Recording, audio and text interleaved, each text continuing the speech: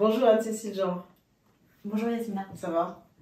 Oui, très bien. Bon, parfait. L'époque est un peu perturbante, mais on va très bien et on est très content de vous recevoir aujourd'hui pour ces conversations autour des métiers de l'audiovisuel, du cinéma, en tout cas de la création. Et on va parler ensemble de votre métier. Vous êtes journaliste réalisatrice. Il y a bientôt le 20, on en reparlera à la fin de l'interview, le 20 mai, la diffusion de votre nouveau documentaire Alice Mia, Les Incorrects. C'est une femme qui parle et qui a fait du sport et qui a vraiment revendiqué le sport à haute dimension. On en parlera tout à l'heure. Avant ça, pour ces rencontres que nous faisons pour Audience, entre autres, la cellule d'écoute, c'est parler aussi de la façon dont au quotidien vous vivez votre métier.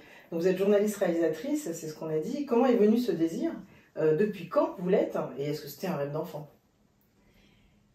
Je pense que j'ai toujours voulu raconter des histoires, mais j'étais bonne à l'école. Et du coup, j'ai suivi ce qu'on me disait de faire pendant très longtemps et j'ai fini par faire une grande école de commerce. Et c'est une fois en Chine, j'ai eu la chance d'aller vivre quelques mois en Chine en 2005, donc il y a assez longtemps. Je m'étais pris vraiment une grande claque de dépaysement. Et j'avais ma caméra avec moi. Il se trouve que je savais faire du montage et j'avais commencé à faire des petites vidéos pour raconter à ma famille et mes amis ce que je voyais là-bas. Je sortais tous les jours avec ma caméra. Et je pense que c'est de là qu'est venue mon envie de devenir journaliste. Après, ça a pris quelques années, je me suis reformée. J'ai fait une école justement pour apprendre à filmer et être journaliste de télé, parce que j'aurais pu devenir journaliste économique. Mais moi, je voulais avoir les mains dans le cambouis, je voulais faire les images moi-même. Et voilà. Mais je pense que cette expérience en Chine, c'est vraiment ce qui m'a... C'est vraiment une vocation, quoi. Je trouvais ça, c'est ce que je voulais raconter, quoi. Raconter des histoires en ayant, comme vous le dites, les mains dans le cambouis, avec tout ce que ça recouvre, la technique, les connaissances, le terrain, être à genoux avec des fils, enfin tout ce qui est travail de création. Est-ce que vous avez rencontré des difficultés? Vous êtes une femme, on sait que les femmes réalisatrices en France ne sont pas nombreuses, à peine 20%. Est-ce que vous avez rencontré des difficultés quand vous étiez à l'école, quand vous avez dit à haute voix que vous vouliez faire ce métier? Est-ce qu'on vous a regardé en disant mais non, mais ah bon, mais pourquoi? Alors non, parce que moi j'ai fait une école, j'ai fait l'ESJ, et dans la section télé où j'étais, en fait on était beaucoup plus de filles. De filles? Ouais. Donc non, je me suis pas du tout heurtée à ça.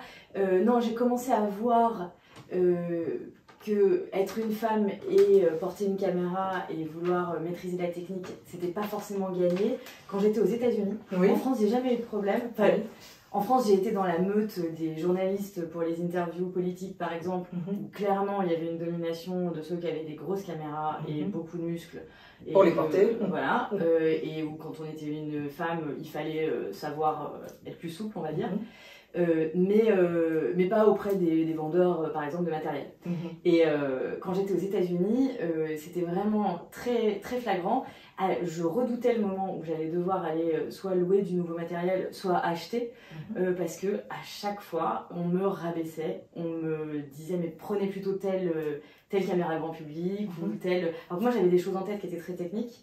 Il fallait à chaque fois, j'avais l'impression, en tout cas c'est mon ressenti, beaucoup plus argumenter et rappeler aux gens que non, c'était vraiment mon métier en fait. Que j'étais pas une touriste de passage et que j'avais vraiment besoin de ce matériel.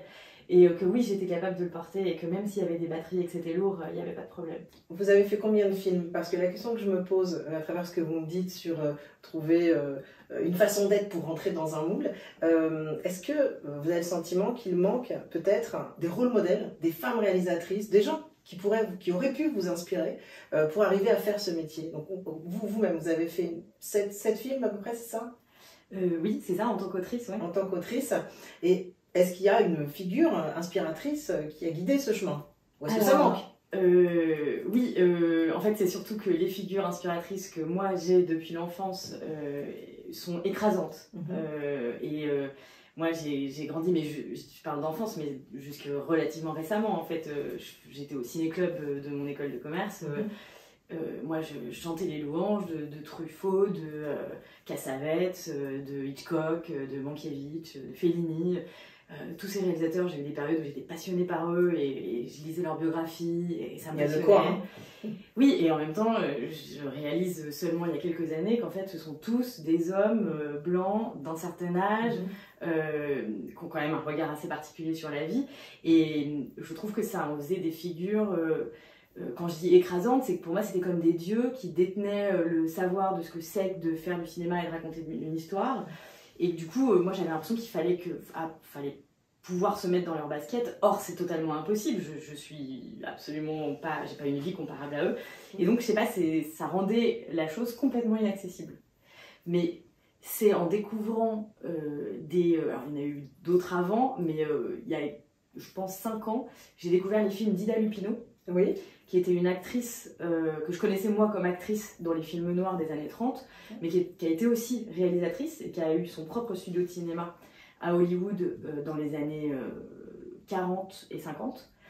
Et elle a réalisé, alors pareil, je vais pas savoir dire, je sais plus si c'est 6 ou 5 films elle-même, mais ces films sont absolument bouleversants. Tous, j'ai pleuré, mais comme jamais. Alors que c'est des films des années 50, 40 même plutôt, en noir et blanc. Y a pas mal de choses qui sont vieillottes dans ces films, mais le fond de ces films, je l'ai trouvé bouleversant. Et en fait, j'ai réalisé que c'est parce que c'était une femme et qu'elle parlait de sujets que je n'avais jamais vu traités dans le cinéma des années 50. Alors, il y a un film qui s'appelle Outrage, qui est sur le viol. D'accord. Il n'y en a pas beaucoup des films qui reposent là-dessus. En 1940. Voilà. Il y a un film sur le non-désir d'enfant. Oui. Il y a un film sur la maladie, où une femme malade se sent non désirable et du coup ne veut plus retourner avec son fiancé. Il y a un film sur la relation mère-fille, qui est très fort aussi. Et puis il y a un film qui est un western, qui tourne souvent dans les cycles de western auprès des cinéphiles, et où quand on sait que la réalisatrice est une femme, ça prend tout son sens. C'est un film où il y a un seul revolver. Et la personne qui l'a à chaque fois se retrouve en contrôle et les autres sont menacés, le revolver étant une métaphore certainement pour autre chose. Et c'est des films qu'elle a fait de façon presque... comment dire, elle s'est vraiment battue pour les faire. Il y a un côté militant. Mais en tout cas, ce qui est sûr, c'est que cette femme-là vous a apporté une espèce de déclic sur la prise de conscience de ce qu'est être une femme réalisatrice. Et avec ça, vous avez osé, parce qu'avant, est-ce que vous osiez vraiment? Mais en fait, voilà, moi, de voir ces films d'Ida Lupino, ça m'a fait comprendre qu'il n'y avait pas de sous-histoire. Qu'on n'était pas obligé qu'il y ait des morts pour que ce soit intéressant. Et que surtout on pouvait s'inspirer de son expérience personnelle pour raconter des choses qui peuvent être reçues de façon universelle. Et depuis, j'ai découvert des créatrices qui m'inspirent et qui me bouleversent tout autant que cette Ida Lupino. Et je trouve qu'elles ont tout en commun de raconter des histoires différemment de tous ces grands classiques qui sont en fait des films d'hommes blancs. Et à l'époque où j'ai fait cette découverte, à titre très personnel, je ne connaissais pas la notion de male gaze qu'on connaît un peu mieux aujourd'hui. Rappelez-nous.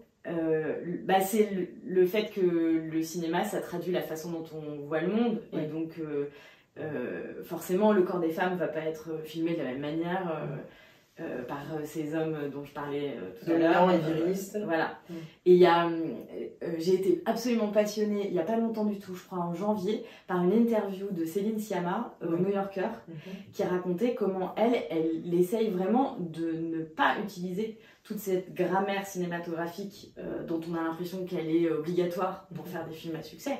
Et où elle a son film le plus connu, où elle le montre très bien, c'est Portrait d'une jeune fille en feu. Mais je trouve tout son cinéma en fait ressemble à une réflexion sur ce sujet. Tout ça pour dire que je pense qu'une autre histoire est possible et que c'est infini en fait. Quand on commence à voir le monde en se disant qu'il faut arrêter de la raconter de la même manière tout le temps. Oui, bien sûr. Et ce que vous expliquez bien à travers votre travail et votre expérience et votre parcours, c'est que vous avez pris confiance en vous parce que vous avez compris qu'il y avait un manque de référents et de modèles. C'est pour ça que vous avez raconté cette histoire d'Alice Mia. Donc voilà. Dites-nous en plus sur Alice Mia et ce qu'elle représente comme femme pour vous. Alors déjà, c'est incroyable quand on apprend son histoire, on est tout de suite saisi par l'injustice qu'elle ne soit pas connue, en fait. Alors, c'est en train de changer, pareil. Il y a de plus en plus d'initiatives pour la faire connaître. Mais en 2 mots, moi, j'ai appris qu'il y avait eu, dans l'entre-deux-guerres, des Jeux Olympiques féminins. Et quand j'ai entendu ça, je me suis dit que c'était des tout petits jeux. Qu'on avait dit que c'était olympique, mais que ça n'avait d'olympique que le nom, quoi. Et puis j'ai appris qu'en fait, pas du tout. Il y avait eu des centaines de participants de tous les continents, ou presque, qui avaient eu 4 éditions de ces jeux, que c'était tous les 4 ans. Et en fait, j'ai compris que derrière ces Jeux Olympiques, donc ces Jeux Olympiques féminins qu'on n'a pas raconté et qu'on a complètement oublié, il y avait une femme, et cette femme était française, et qu'elle s'appelle Alice Miller. Mais en effet, c'est quelqu'un qui est un rôle modèle pour vous, et qui doit l'être pour les petites filles. C'est pour ça que vous l'avez fait, parce que tout à l'heure, vous disiez que vous ne sentiez pas forcément de raconter des histoires de femmes qui ne sont pas connues, ou mal connues, ou oubliées de l'histoire, mais je pense que c'est d'utilité publique, en tant que femme réalisatrice, que vous preniez cette part-là, non? Ah mais bien sûr, je pense que c'est infini le nombre d'héroïnes dont il faudrait raconter les histoires. Je trouve ça super, hein, les personnes qui ont fait des héroïnes oubliées de l'histoire. C'est quand même un peu la mode en ce moment. Oui, bah oui. Et en faisant ce film Les Incorrects, j'ai croisé le chemin d'une autre femme qui a eu une vie beaucoup plus mouvementée, et qui n'est pas vraiment une héroïne, et qui est même plutôt une méchante à la fin. Et ben, moi, maintenant, j'ai plutôt envie de raconter cette histoire-là. C'est-à-dire que je pense qu'à partir du moment où on veut renouveler les histoires autour des femmes, on ne peut pas s'entourer seulement d'héroïnes Blanche Colombe, trahies par l'histoire, quoi. Il faut aussi raconter que il y a... En fait, toutes sortes de femmes. Il y a tellement de films sur différents types d'hommes. Il n'y a pas que des héros et des grands sportifs. Bien sûr. Il y a aussi des salauds, quoi. Et donc je pense que c'est important de montrer une diversité de femmes protagonistes.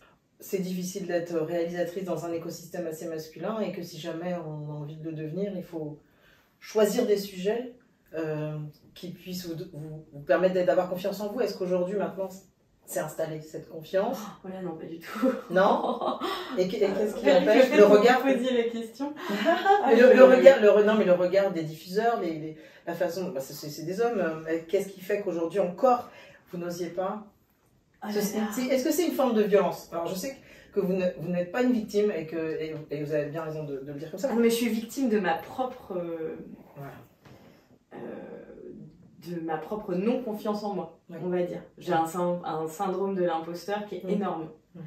Et je sais pas si c'est particulièrement féminin, mais il se trouve que c'est chez beaucoup de femmes que je rencontre. Mais en revanche, je suis dans une recherche permanente de nouveaux modèles. Dans le fait de trouver des modèles, ça va aussi avec une recherche active de proposer des femmes, parce que dans mon métier, donc, comme je suis journaliste, je fais des interviews et beaucoup de portraits, notamment pour une émission d'Arte, et j'ai réalisé donc au même moment que je faisais quasiment que des interviews d'hommes. Et du coup voilà, maintenant j'essaye activement dans la mesure du possible, donner la parole au maximum de femmes. Voilà. C'est parfait d'avoir ajouté cette expérience et cette expertise de programmation, parce que ça passe aussi par là, d'avoir une représentativité juste dans la fabrication d'émissions. Vous êtes journaliste, donc voilà, vous fabriquez aussi des émissions, pas que des films, donc on est complètement ravis de ça, de pouvoir apporter d'autres visages, d'autres modèles, et ça recoupe sur ce qu'on disait tout à l'heure, sur féminiser les modèles au maximum pour se donner confiance en tant que réalisatrice, pour réaliser. Voilà. Donc parfait, je suis vraiment ravie de cette conversation avec vous. Merci. Merci Yasmina. À très bientôt.